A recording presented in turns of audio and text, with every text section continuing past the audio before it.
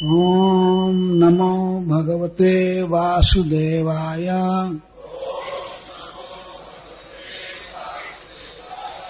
ओम नमो भगवते वासुदेवाय। ओम नमो भगवते वासुदेवाय। इस बोर्ड पर 2 श्लोक लिखे गए हैं, लेकिन एक एक श्लोक एक व्यक्ति को बोलना है। श्री शुक उवाच एकदा गृहदासीषु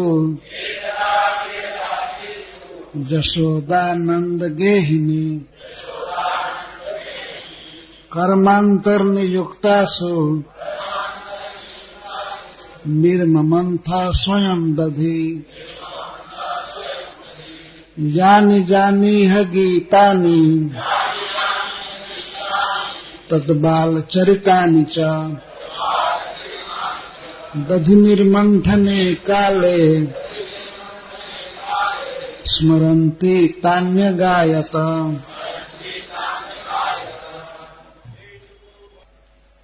श्रील सुखदेव गोस्वामी भगवान कृष्ण की बाल लीलाएं सुना रहे हैं। इस समय वो कहते हैं एकदा गृहदासीषु जशोदानंद गेहिनी। एकदा एक समय, यहाँ एक समय से तात्पर्य है कार्तिक का महीना, जिसे शास्त्रों में दामोदर मास भी कहा जाता है।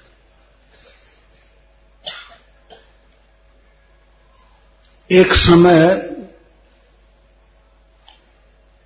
दीपावली के दिन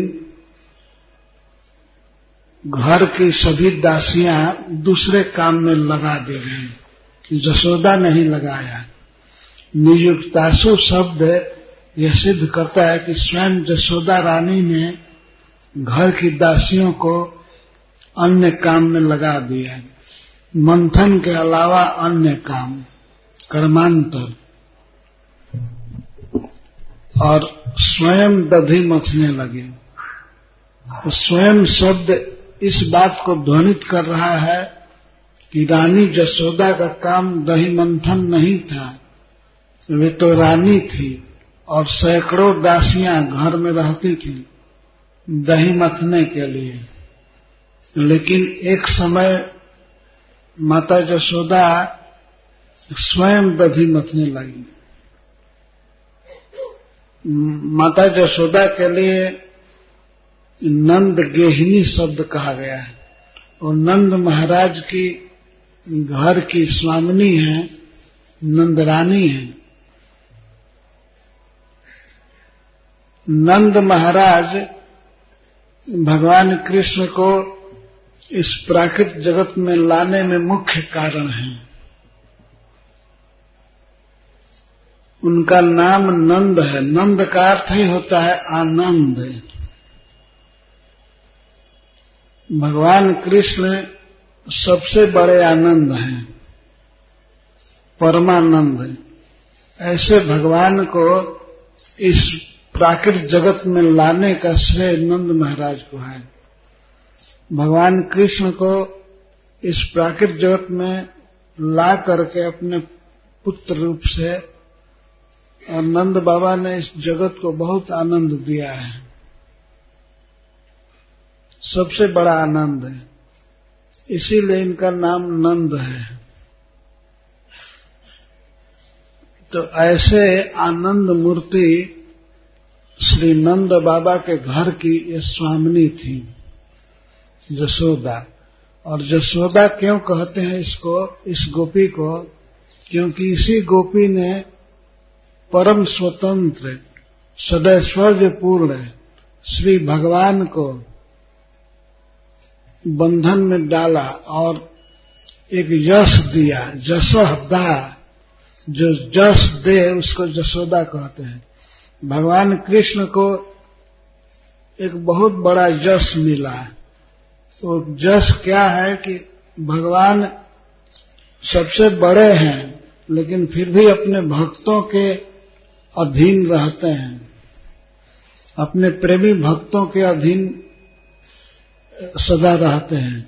यह जस मां जसोदा ने दिया, इसीलिए इनका नाम जसोदा है। जसोदा, जो जस देती है, किसको? स्वयं भगवान को। स्वयं भगवान को ये जस मिला, बहुत बड़ा जस है भगवान का कि भगवान अपने भक्तों के बस में है। यह जस जसोदा ने दिया, इसीलिए सुखदेव गोस्वामी यहां जसोदा शब्द कह रहे हैं। तो गृहदासियों को अन्य काम में लगा दिया। जो दही मंथन आदि करती थी, उनको जशोदा ने स्वयं ही दूसरे काम में लगा दिया। दूसरा काम क्या था? ये इंद्रजाग का अवसर था। हर एक साल दीपावली के बाद दूसरे दिन इंद्रजाग होता था। बाद में तो भगवान कृष्ण ने उसे मना कर दिया कि इंद्र की पूजा नहीं होनी चाहिए, गिरिराज जी की पूजा कराया उन्होंने, जिसे अन्नकूट महोत्सव कहते हैं, दीपावली के बाद का दिन। तो स्वाभाविक ही जसोदा रानी ने दासियों को इंद्र की पूजा की सामान तैयार करने के लिए भेज दिया। दूसरे काम में चावल कूटना था, गेहूं आटा तैयार करना था और कई तरह की वस्तुएं प्रस्तुत करनी थी। बहुत बड़ी मात्रा में मिठाइयां बनानी थी, पकवान बनाना था, तो उसकी तैयारी करने के लिए उन्होंने भेज दिया। और एक कारण है, सबसे महान कारण, श्री सनातन गोस्वामी पाद जी कहते हैं कि मां जसोदा एक बात से बहुत चिंतित रहती थी कि इतने धनी घर का लड़का, जिसके घर में 9 लाख गौएं हैं, और फिर भी हमारा पुत्र कृष्ण दूसरे के घर में खाने के लिए जाता है और वो भी चुरा करके खाता है। माखन, दही, दूध जो भी मिले, इन सब चीजों को चुरा करके खाया करता था। एक दिन की बात नहीं है।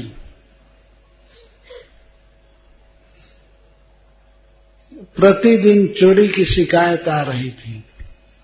आज हमारे घर में माखन चुरा लिया, कोई कहता था आज हमारे यहां दही ढरका दिया, दूध गिरा दिया, और लड़कों को रुला करके भाग गया। इस तरह से प्रतिदिन शिकायत आ रही थी। तो स्नेहमयी जसोदा इस बात से दुखी हुई कि हमारा पुत्र इस तरह से दूसरे के घर में जा जाकर खा रहा है, चोरी कर रहा है, ठीक नहीं है। और हमारे पास आता है तो कहता है मैया रे मही माखन भावे, मुझे बहुत अच्छा लगता है माखन। हमको पकवान या मेवा, ड्राई फ्रूट वगैरह अच्छा नहीं लगता है, हमको माखन अच्छा लगता है। तो और फिर भी दूसरे के घर में जाता था माखन खाने, दही खाने, दूध पीने। तो चिंतित हो रहे थे कि लगता है कि हमारे घर में जो माखन तैयार होता है वो ठीक नहीं होता है। अर्थात जो दही मथने वाली हैं, दूध को जामन देने वाली, दूध गर्म करने वाली गोपियां सब ये ठीक से नहीं कर रही हैं। इसलिए जसोदा जी ने सोचा कि मैं स्वयं ही माखन तैयार करूंगी और अपने बच्चे को खिलाऊंगी। वो माखन खाने के बाद फिर वो दूसरे के घर में नहीं जाएगा, अब सज्जन हो जाएगा। यही सोच करके मां जसोदा और स्वयं गोदोहन की। कई गायों में एक सबसे श्रेष्ठ गाय पद्मगंधा गाय थी, जिसको अन्य गायों का दूध पिलाया जाता था। उस गाय को 8 ऐसी गौएं थी जिनको केवल कृष्ण के लिए रखा गया था। वे सुगंधित घास चरती थी वृंदावन में, सुगंधित घास, और उनके शरीर से गंध निकलती थी, पद्म की गंध, कमल की गंध। तो ऐसे गाय का दूध स्वयं निकाला मां जसोदा ने और उस दूध को गर्म की, और गर्म करने के बाद दही बनाई, और दही बना करके उस दूध को दीपावली के दिन मथ रही थी। स्वयं निर्ममन था, स्वयं मथ रही थी, और अन्य दासियों को जरूरी काम आ गया था इंद्र की पूजा, इसलिए उसमें लगा दिया। घर लिपना पोतना था, बहारना और कई काम था।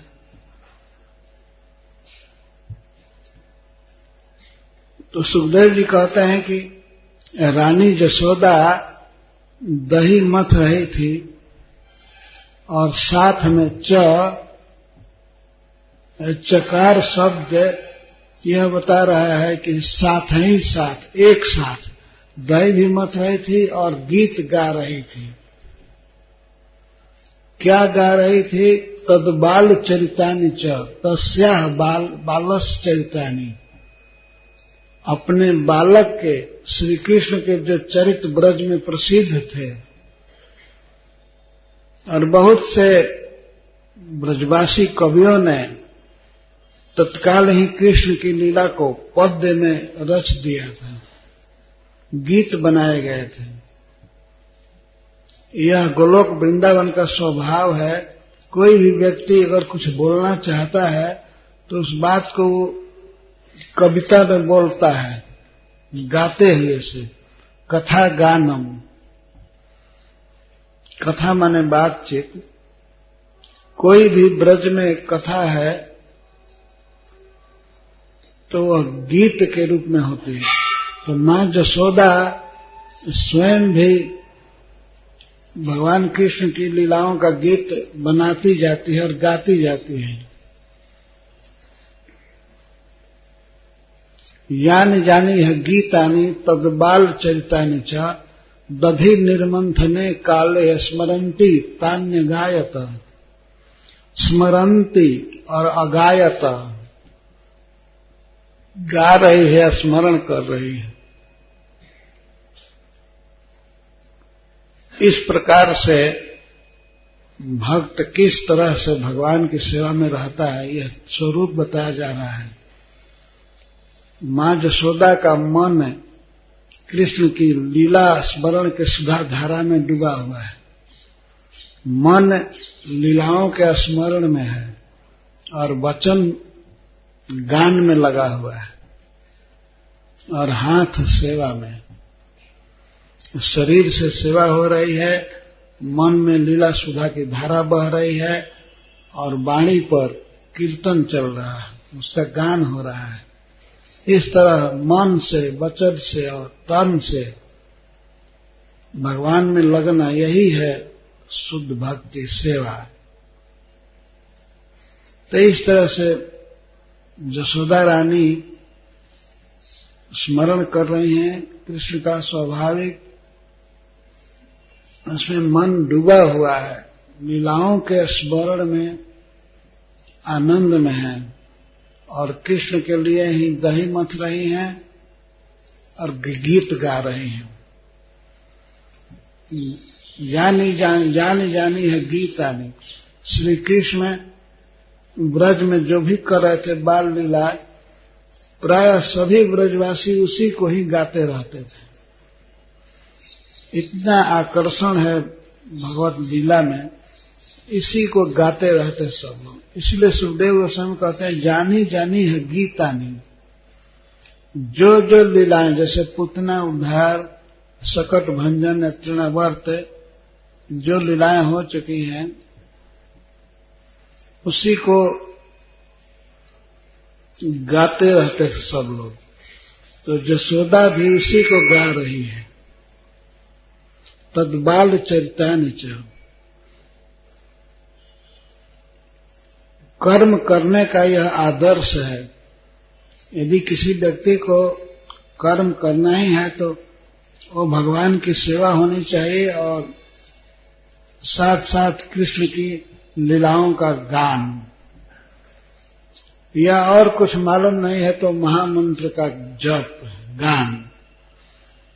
कोई कर्म करते समय भगवान के नाम का उच्चारण करना चाहिए, तब वह कर्म सफल होता है। इस तरह से मां जसोदा गा रही। श्रील प्रभुपाद जी कहते हैं कि जब कोई बात सदा याद रखना है तो उसे पद्य में ढाल लेना चाहिए, गीत बना लेना चाहिए। हमेशा गाते रहने से वो स्मरण बना रहेगा। तो कृष्ण की लीलाओं को याद रखने के लिए उसे गीत रूप में आबद्ध किया है बहुत से कवियों ने। ब्रज भाषा के कवि या संस्कृत के कवि बहुत से पद्य बनाए हैं। तो उसी पद्य को, भगवान कृष्ण के लीलात्मक गान को गा रही है, कोई अलग से नहीं। दधि निर्मंथने काले, दही मंथन के समय ही गा रही। और दही मथते समय क्यों गा रही हैं? क्योंकि दही मथते समय उनको विशेष रूप से स्मरण हो रहा है। स्मरंती और तानी अगायत, उन लीलाओं को गा रही। प्राय देखा जाता है किसी व्यक्ति को, अब तो देखने में नहीं आता, पहले देखा गया, किसी काम में जब रस आने लगता है तो व्यक्ति गीत गाने लगता है।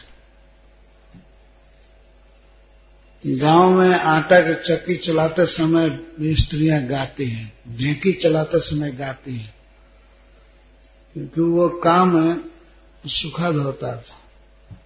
अब जैसे जैसे आदमी आराम में होता जा रहा है, कूटना नहीं, पीसना नहीं, वैसे वैसे और टेंशन में और दुख में पड़ता जा रहा है।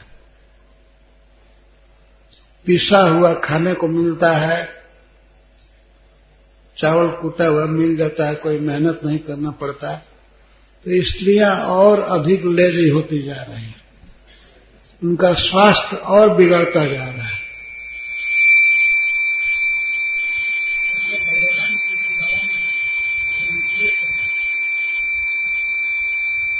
घर का काम अपने हाथ से करना चाहिए और साथ में भगवान का कीर्तन करना चाहिए। यह बहुत आवश्यक है। आधुनिक सभ्यता ने सारी स्थिति बिगाड़ दिया है। तो मां जसोदा ब्रज की रानी होकर के भी अपने बच्चे के लिए स्वयं दधि मथ रही है। सुखदेव गोस्वामी कहते हैं अगले श्लोक में, ताम स्तन्य काम आसाद्य मथनंतीम जन्नीम हरि गृहीत्वा दधिमंथनम निषेधत प्रीतिमावहन। तो भगवान कृष्ण उस समय सोए थे, वह भोर का समय था, लगभग मंगल आरती का समय। तो अपने मां के मधुर गीत को सुन करके और दही मंथन की आवाज को सुन करके भगवान कृष्ण जग गए। तामस्तन्य काम, भगवान कृष्ण को स्तन्य कामना हो गई। स्तन्य का अर्थ होता है स्तन में उत्पन्न दूध, दूध पीने की लालसा हो गई, वे जग गए। जग करके बेड पर अपने हाथ को इधर उधर किए, देखे कि मां नहीं है। मां दूसरे घर में जा करके दही मथ रही थी। तो मां की आवाज वे पहचानते थे, देखे कि यहां नहीं है, दही मथ रही है, तब उठे बेड से, धीरे धीरे चले।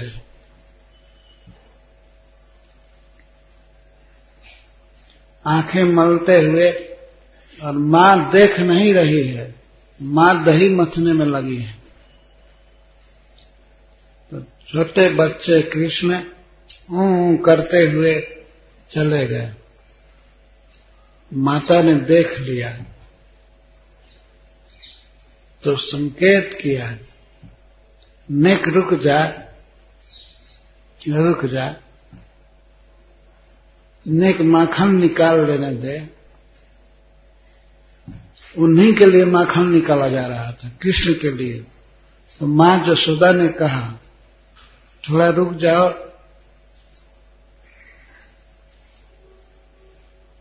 लेकिन कृष्ण रुके नहीं, ये करने लगे, मैं दूध पीऊंगा।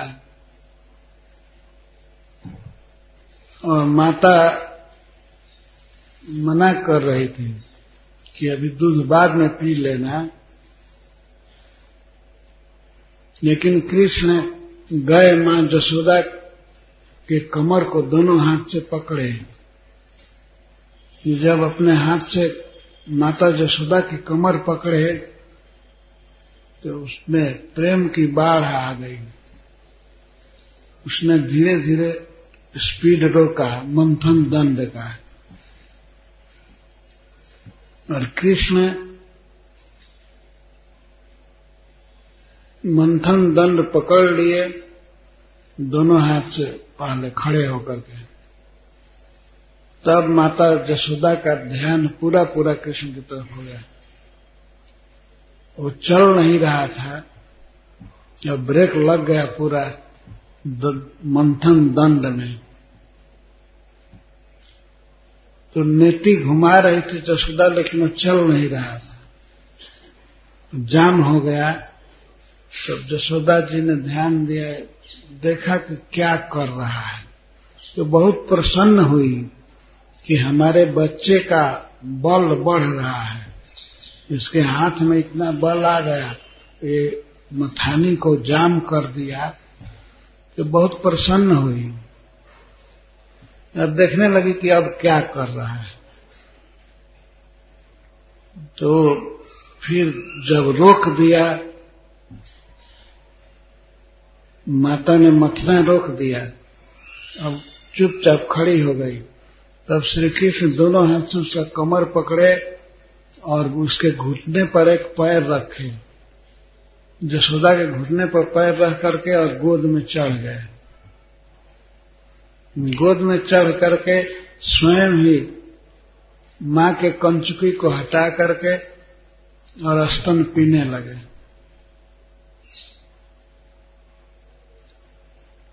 कितना सुंदर नाम है। सुखदेव गोस्वामी बोल रहे हैं, ताम स्तन्य काम, स्तन्य काम। भगवान वास्तव में अकाम हैं और सदा के लिए उनकी सारी कामनाएं पूर्ण हैं, पूर्ण काम है।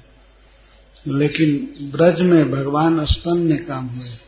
मां यशोदा के स्तनों का दूध पीने के लिए उनको कामना हो गई।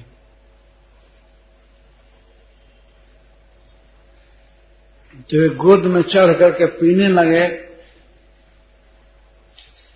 और माता यशोदा को रोक दिए। अब वो मंथन दंड चला नहीं रही थी मथानी, जब पीने लगे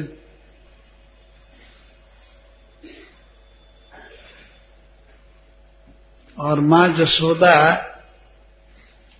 के स्तनों से दूध अपने आप चुचवा रहा था स्नेह के कारण। तो वे दूध पिलाने लगे और कृष्ण का सुंदर मुस्काता हुआ मुख देखने लगी। पिला रहे थे और कृष्ण का मुख देख रहे थे। कृष्ण मुस्कुरा रहे थे। कृष्ण बहुत आनंद में थे अपनी सफलता पर कि मैं आया और देखिए मेरी सफलता कि मैं मां को रोक दिया और गोद में चढ़ गया। ये बहुत बड़ी सफलता है ना बच्चे की। मां को काम से रोक दिया तो दूध पिलाने लगे तो श्री कृष्ण मुस्कुराने लगे। तमंक मारूढ़मुपाय तस्तनम स्नेहस्मृतम सस्मित निक्षति मुखम, और मुख को देखने लगे। सस्मितम मुखम, स्मित के साथ मुख था, मुस्कुरा रहे थे, वे हंस रहे थे कि बहुत खुश थे। बहुत खुश होकर के मां के स्तनों का दूध पीने लगे। और यशोदा जी इक्षति देख रही थी, कृष्ण के मुंह को देख रही थी। देख क्यों रही थी? इसका यह भाव है कि जब कृष्ण अपनी नजर से हमको देखेगा तो बड़ा खुश होगा।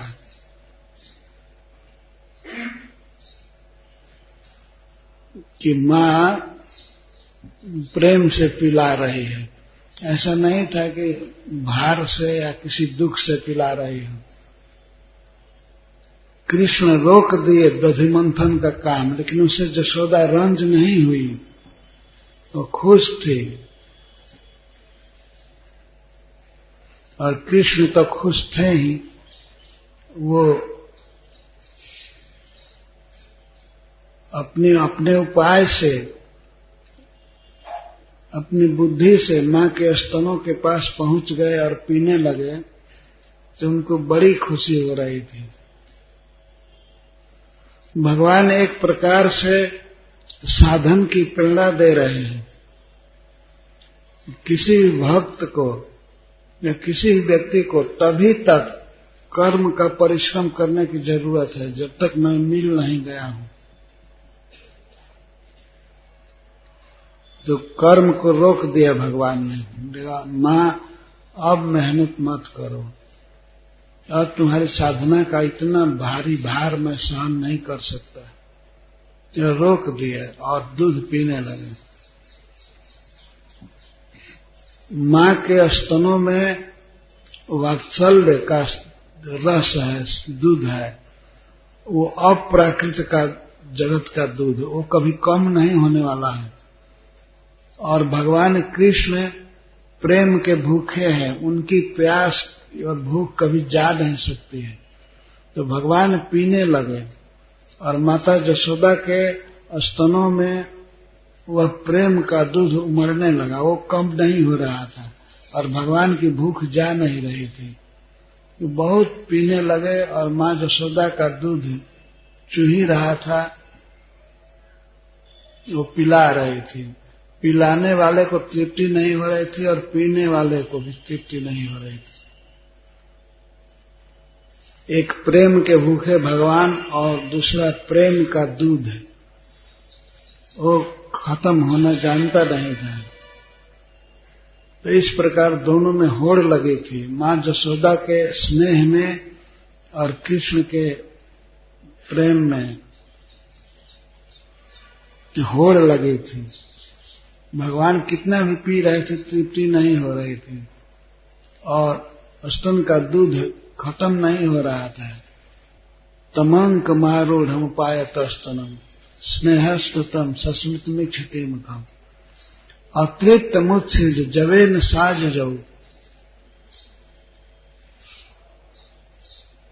उत्सिच माने पैसी प्रधिश्रते।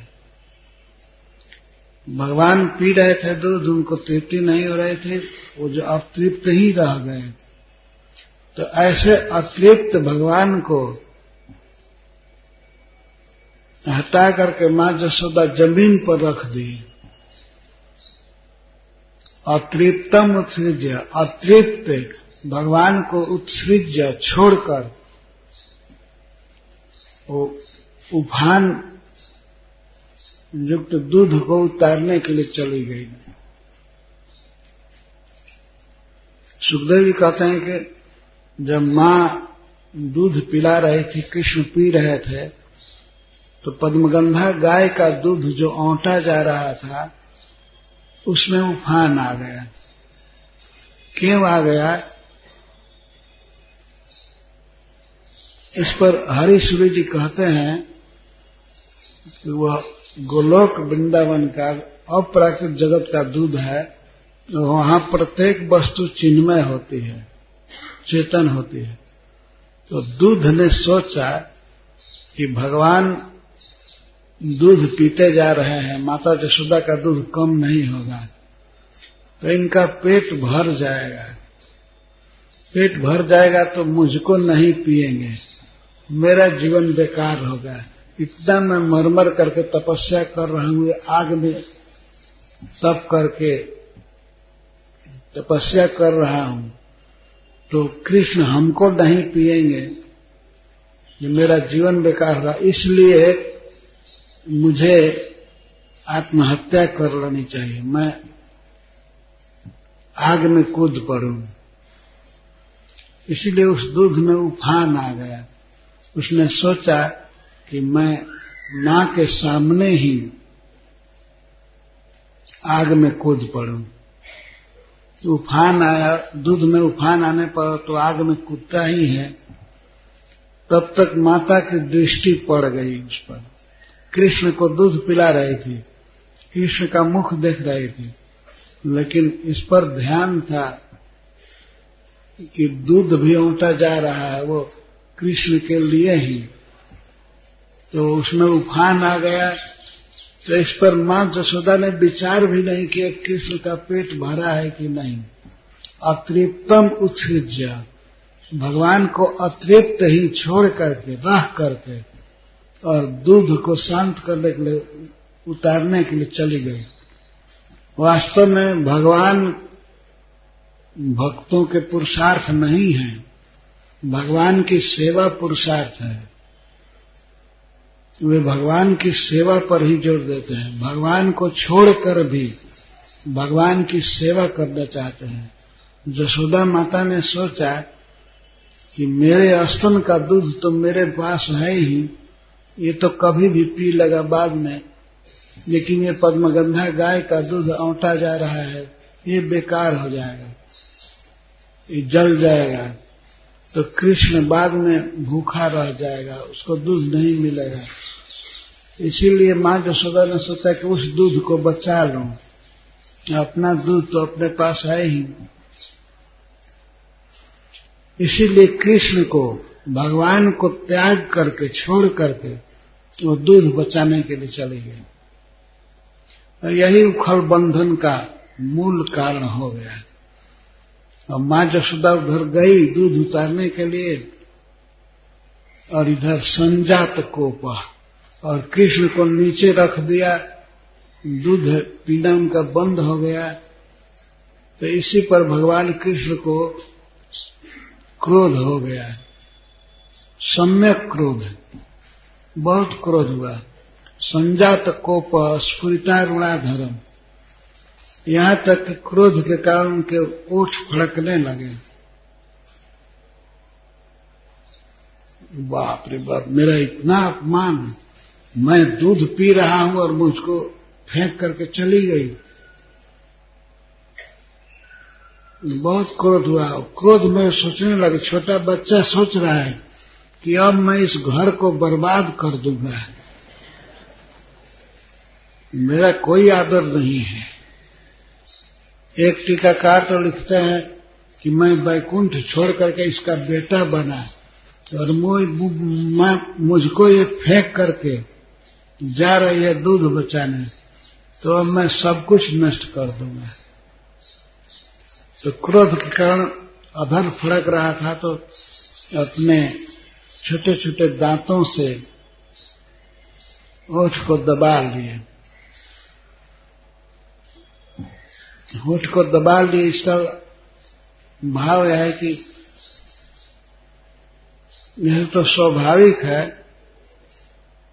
होठ को दांतों से दबा लिए। संदस दद भी स्फुरिता, ओठ से स्फुरित हो रहा था, कांप रहा था क्रोध से, इसलिए उन्होंने अपने दांतों से दद भी उसको दबाया। यह भी क्रोध में होता है।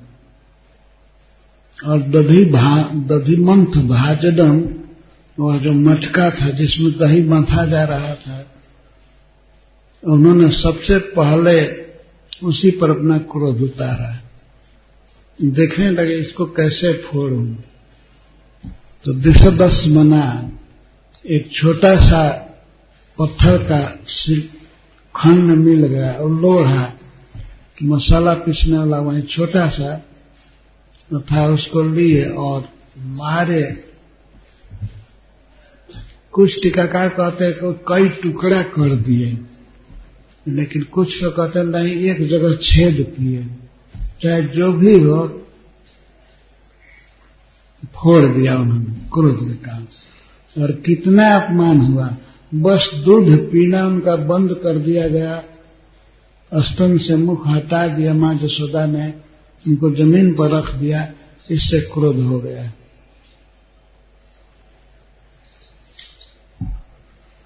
यह है भगवान का अपने भक्त के प्रति पूर्ण विश्वास। जहां इस प्रकार का प्रेम होता है वहीं ऐसा देखा जाता है। छोटा बच्चा अपने माता पर क्रोध करके और माता को दंड देना चाहता है। दंड क्या? मटका फोड़ देना है।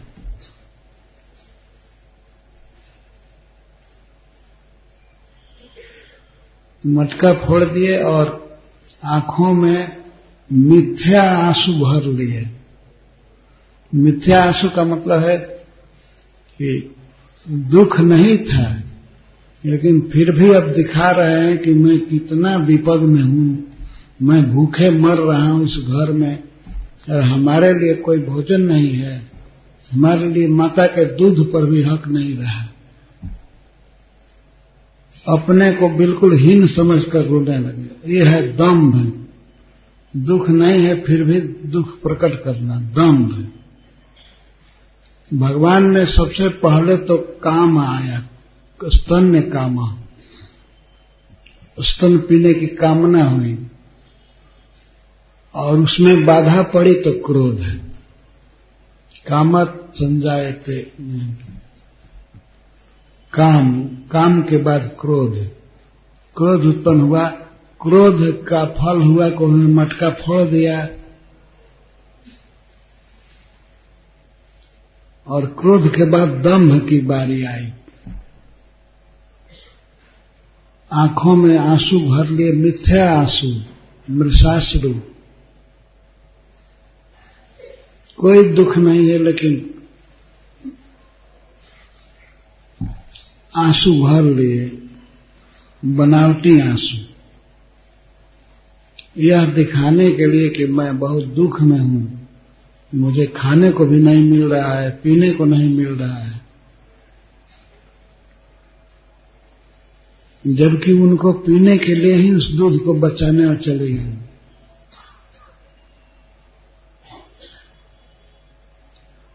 लेकिन अब तो अपराध हो गया तो तुरंत सोचने लगे,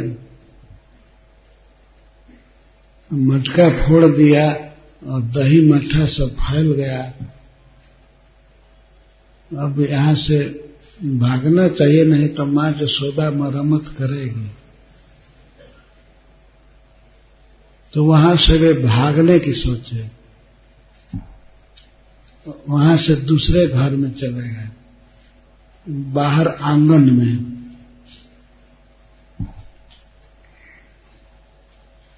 और वहां से भी फिर दूसरे घर के बरामदे में चले गए। वहां एक उखल को उल्टा करके उस पर चढ़ गए और चढ़ करके छीके पर रखा हुआ एक मटका उतारे, माखन से भरा हुआ, उसको लेकर के बैठ गए उखल पर और कुछ खा रहे थे और कुछ क्रोध में छींट रहे थे, फेंक रहे थे, बानरों को ले दे रहे थे। पूरा मतलब घर का सामान बर्बाद कर रहे हैं, माखन निकाल निकाल कर फेंक रहे हैं बानरों को, और वो भी जुट गए हैं। एक भक्त कहते हैं कि बहुत ऋण हो गया था बानरों का भगवान राम पर, वे फ्री में लड़ाए थे, तो अब उसको पूरा कर रहे हैं, खाओ जितना खाना है।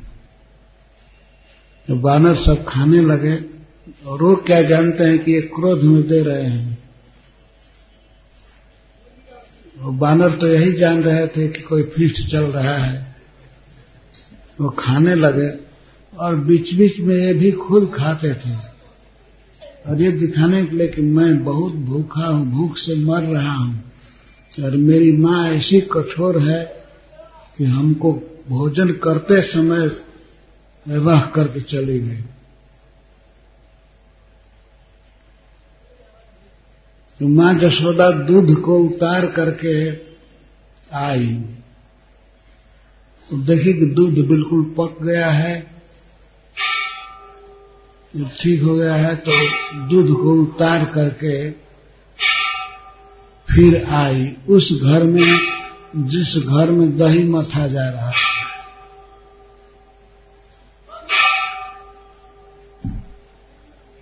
तो वहां देखते हैं कि मटका फूटा हुआ है और दही बिखर गया है। दही जो मट्ठा बन गया था वो बिखर गया है,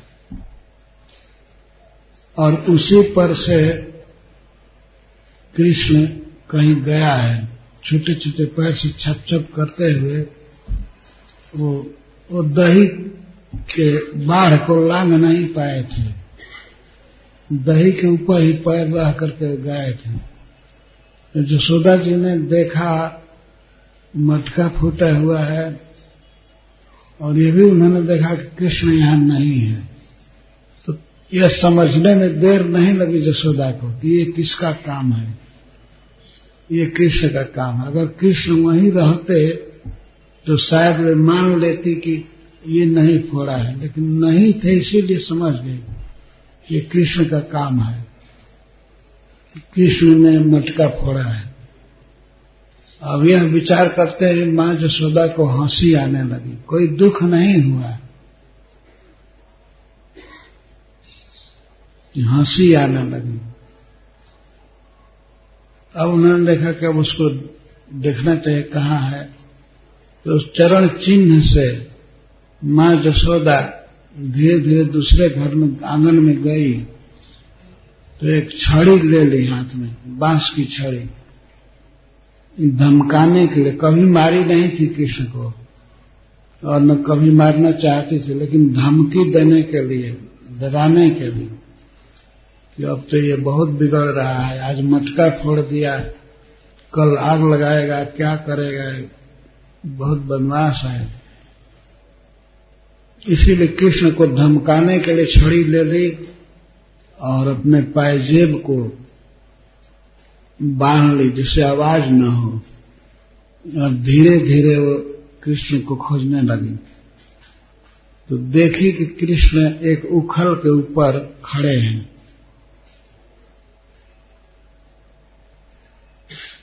तो धीरे धीरे यशोदा जी अपने पैरों को दबाते हुए धीरे धीरे गई, और कृष्ण उसी समय देख लिए कि मेरी मां आ रही है। तो पहले से ही संकित थे कि वो तो जरूर आएगी।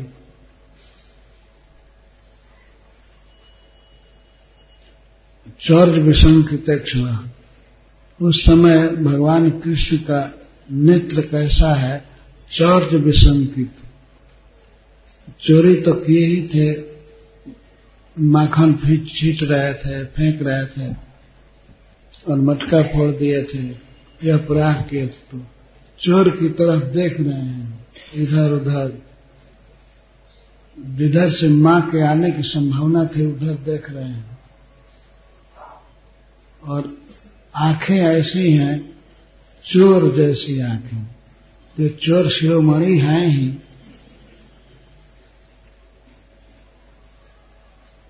चोर सदा शंकित रहता है ना, उस तरह से शंकित नेत्र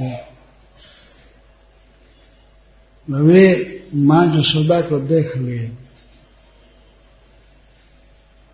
और ये देखे कि हाथ में छड़ी लेकर आ रही है, तब तो वे उखल से कूद पड़े और भागे। मां यशोदा कृष्ण को पकड़ने के लिए पीछे पीछे दौड़ी। तो कृष्ण तो बहुत फुर्तीले हैं, मां यशोदा का शरीर स्थूल था, भारी था, वे उतना तेज नहीं दौड़ सकती थी। कृष्ण तेजी से दौड़कर भागने लगे, इस घर से उस घर में, अपने ही घर में नंद भवन में भागे, और इसके बाद गली में निकल करके भागे दूसरे के घर में, वहां भी यशोदा गई, फिर गली में भागते गए। तो सुखदेव गोस्वामी कहते हैं कि जिन प्रभु को योगियों का विशुद्ध मन भी नहीं पकड़ सकता है, मन से भी चिंतन नहीं कर पाते हैं, जिनका मन तपस्या से प्रेरित है, तपस्या के द्वारा एकाग्र किया गया है, ऐसे योगियों का, भक्तों का मन जिन कृष्ण का चिंतन तक नहीं कर पाता है, ऐसे भगवान कृष्ण के पीछे यशोदा उनको पकड़ने के लिए दौड़ रही है। और दौड़ते दौड़ते अंत में पकड़ ली तो कृष्ण और जोर से रोने लगे, गिड़गिड़ाने लगे।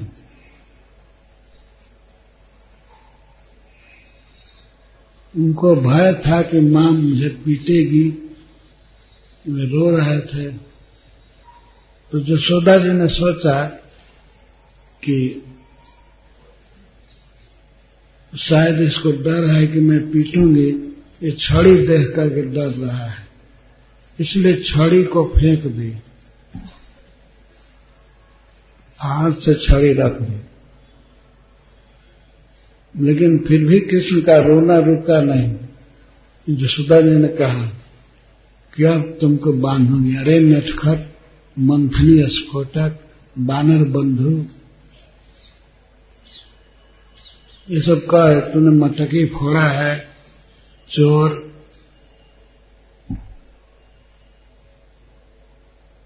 अब मैं तुमको बांधूंगी, और तुमको ऐसे बांधूंगी कि किसी भी मित्र के साथ खेल नहीं पाओगे, कहीं जा नहीं पाओगे, और कुछ खाने को नहीं दूंगी। और जब बांधने के लिए रस्सी उठाई तो भगवान कृष्ण को और रुलाई आने लगी, बहुत जोर जोर से रोने लगे, आंखें मलने लगे। जो दाहिना हाथ तो पकड़ लिया था मां यशोदा ने, बाएं हाथ से मल रहे थे अपने आंखों को। बांधना चाहती थी यशोदा, वो भी अतिशय स्नेह के कारण। मां यशोदा ने सोचा अभी ये